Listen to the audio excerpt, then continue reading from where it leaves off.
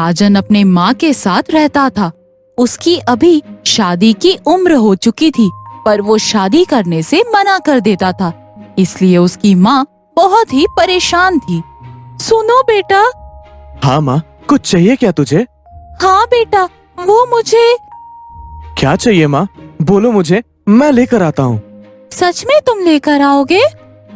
हाँ माँ, बोलो क्या चाहिए। अच्छा, बोलती हूँ फिर, मेरे लिए बहू लाओ।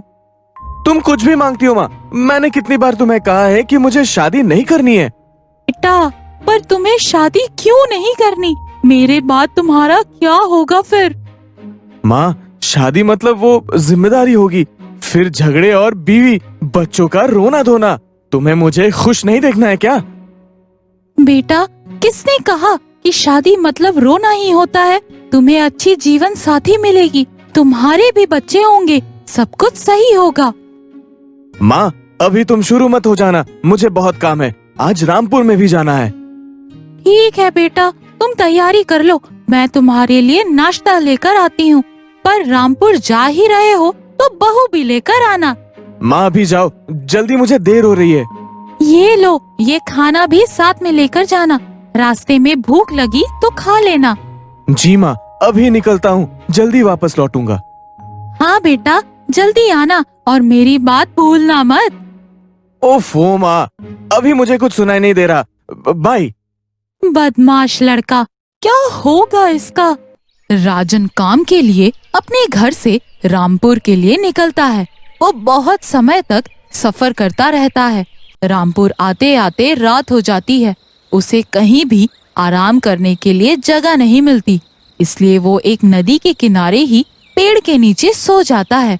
रात में उसे किसी के गाने की आवाज आती है।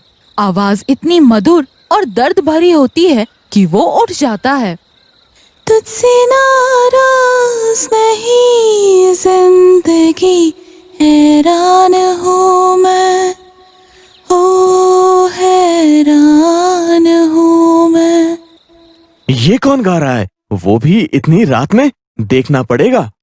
राजन इधर उधर देखता है तो उसे नदी के बीचों बीच एक द्वीप दिखने लगा। उस छोटे से द्वीप पर एक जलपरी रोते रोते अपने दर्द भरी आवाज में गाना गा रही थी। उसे देख राजन को आश्चर्य हुआ। सुनिए, आप कौन है? और इस समय आप रो क्यों रही है?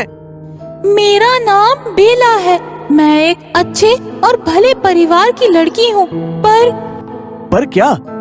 पर विराट राक्षस ने मुझे यहाँ पे अपनी जादू से बंदी बना दिया है। क्या, विराट राक्षस? हाँ, विराट राक्षस, वो पानी के अंदर रहता है। एक दिन मैं ऐसे ही घूमने आई थी, तब उसने मुझे फंसाकर यहीं अपने जादू से जलपरी बना दिया, ताकि मैं यहाँ से अपने घर कभी न जाऊं। तुम्हारे परिवार ने तुम्हें ढूंढा नहीं? उन्होंने या किसी ने भी तुम्हें इधर से बाहर निकालने की कोशिश नहीं की? किसी को पता ही नहीं है कि मैं इधर बंदी बनी पड़ी हूँ। मैं सिर्फ इधर रात के समय ही आ सकती हूँ, वो भी जलपरी बनके। तो फिर तुम्हें इधर से बाहर निकालने का कुछ तो उपाय होगा ही ना?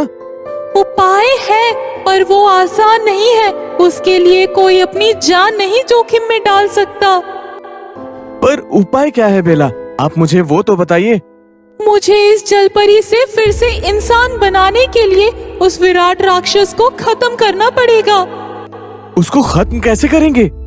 उसकी जान एक बड़े से मछली के अंदर है, उसे वो बहुत संभाल के रखता है। अगर उस मछली को मारेंगे तो वो भी मर जाएगा।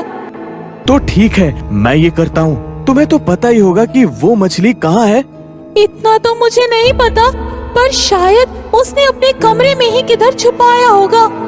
ठीक है, पर मैं पानी के इतने अंदर कैसे जा सकता हूँ? मुझे तो तैरना भी नहीं आता। मैं आपको ये मोती देती हूँ, इससे आप अपने मुंह में रखेंगे तो आप भी मेरी तरह बहुत अच्छे से तैर सकोगे। जलपरी बेला राजन को अपने पास का मोती देती है। उसे लेकर राजन कल के बारे में सोचने लगता है, पर उसे फिर भी जलपरी चिंतित नजर आती है। बेला, मेरे ऊपर विश्वास रख, मैं आपको मुक्त करूंगा। मुझे आप पर पूरा विश्वास है, पर ये जादू उसके खत्म होने पर खत्म नहीं होगा। तो फिर?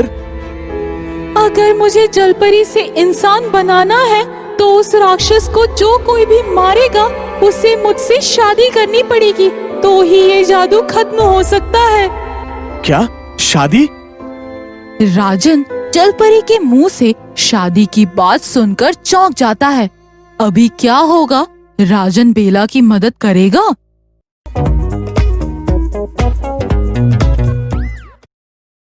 राजन को चौंका हुआ देख जलपरी मायूस हो गई। वो बहुत ही निराश हुई। उसे निराश देख राजन को दुख हुआ।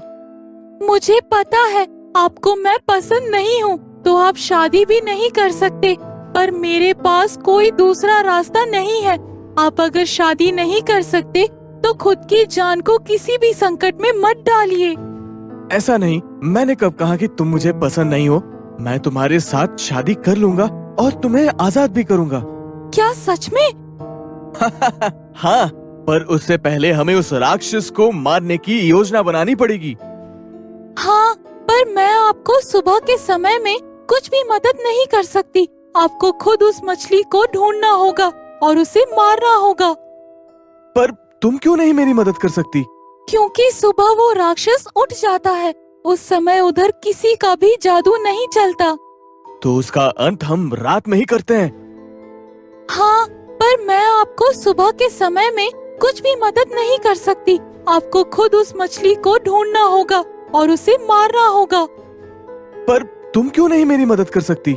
क्योंकि सुबह वो राक्षस उठ जाता है। उस समय उधर किसी का भी जादू नहीं चलता। तो उसका अंत हम रात में ही करते हैं। नहीं, ये हम नहीं कर सकते, क्योंकि दिन ढलते ही वो सो जाता है। उसकी आंखें बंद होने के बाद वो मछली भी गायब हो जाती है। इसलिए उसे सुबह के समय ही, जब उसकी आंखें खुली हो, तब हमें उसे मारना होगा। ठीक है, फिर मैं कल सुबह ही पानी में उतरता हूँ। हाँ, आपके पास तो मोती है ही तैरने के लिए, पर ये अंगूठी पहन लीजिए। इसे पहनने से आप पानी में किसी को भी नहीं दिख पाएंगे। ठीक है। अभी मेरा चलने का समय हो गया है। आप कल जल्दी आइए, मुझे यहाँ से आजाद कर दीजिए। मैं आपका इंतजार करूँगी। बेला, मैं कल जल्दी ही आ जाऊंगा और तुम्हें यहाँ से बाहर निकालूंगा। तुम चिंता मत करो। राजन जलपरी को भरोसा देता है कि वो उसे जल्दी आजाद करेगा। जलपरी फिर से अपनी में चली जाती है।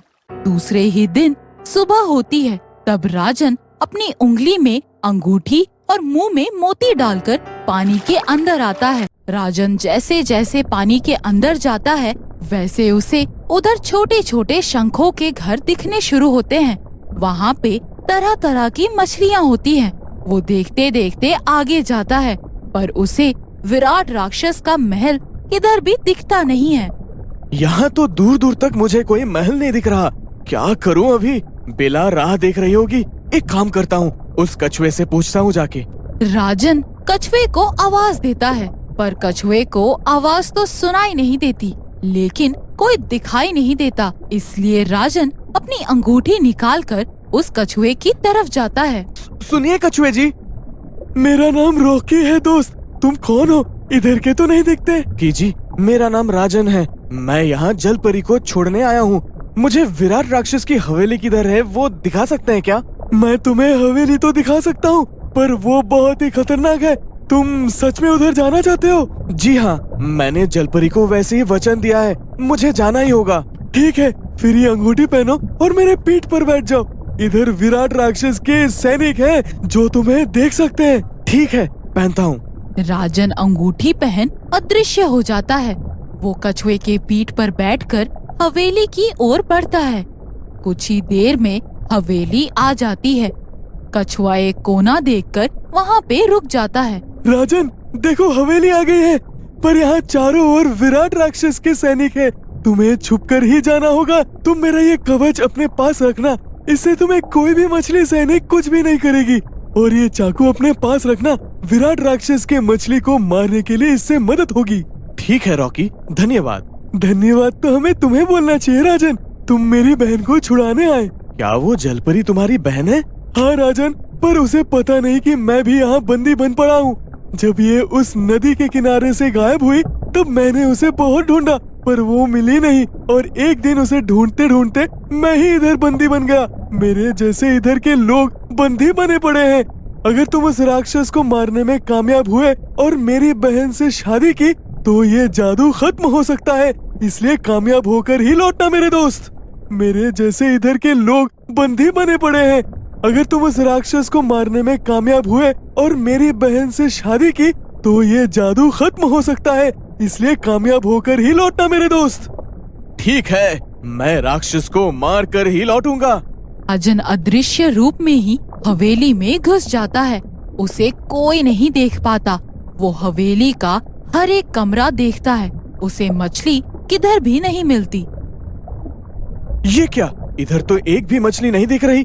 राक्षस जिधर सो रहा है उधर भी कुछ नहीं है। कहाँ ढूंढूं अभी? राजन सोच ही रहा होता है, इतने में उसका ध्यान ऊपर की तरफ जाता है। ऊपर एक कोने में उसे एक कमरा दिखता है। वो पूरी तरह से बंद होकर भी उसके आजू बाजू सिपाही रहते हैं। राजन तैरते हुए उस कमरे की तरफ जाता है। ये क्या, अब मैं क्या करूं? ये तो पूरी तरह से बंद है। मैं अंदर कैसे जाऊं? राजन अंदर जाने के लिए रास्ता ढूंढने लगता है। तभी उसे एहसास होता है कि वो तो अदृश्य है, इसीलिए बिना किसी रुकावट वो अंदर जा सकता है। वो सिपाहियों के सामने ही अंदर चला जाता है, पर किसी को भी वो दिखता नहीं। अंदर जाते ही उसे कई सारी मछलियाँ दिखाई देती हैं। यहाँ तो बहुत सारी मछलियाँ हैं। अभी ये विराट राक्षस की मछली कैसे ढूंढूं? पर एक बात अजीब है, सभी मछलियाँ तो सिर्फ उस एक मछली के आजू बाजू ही घूम रहे हैं। लगता है कि वो वही मछली है, पर मुझे अभी अंगूठी निकालकर उसके सामने जाना पड़ेगा। राजन अंगूठी निकालने से पहले कछुए ने दिया कवच पहन लेता है।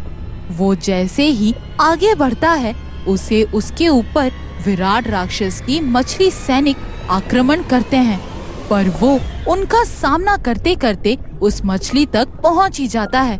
पर तभी बहुत बड़ा आवाज आता है और वहाँ विराट राक्षस आ जाता है। तुमने यहाँ आकर बहुत बड़ी गलती की है। अभी इसका अंजाम बहुत ही बुरा होगा।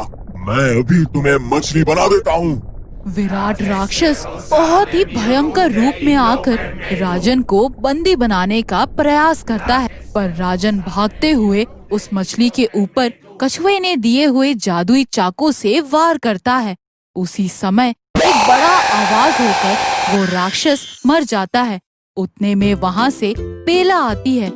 राजन और बेला की शादी होती है। उनके शादी से राक्षस का जादू टूट जाता है। सभी आजाद होते हैं। राजन के घर उसकी माँ अपनी बहू को देखकर बहुत खुश होती है।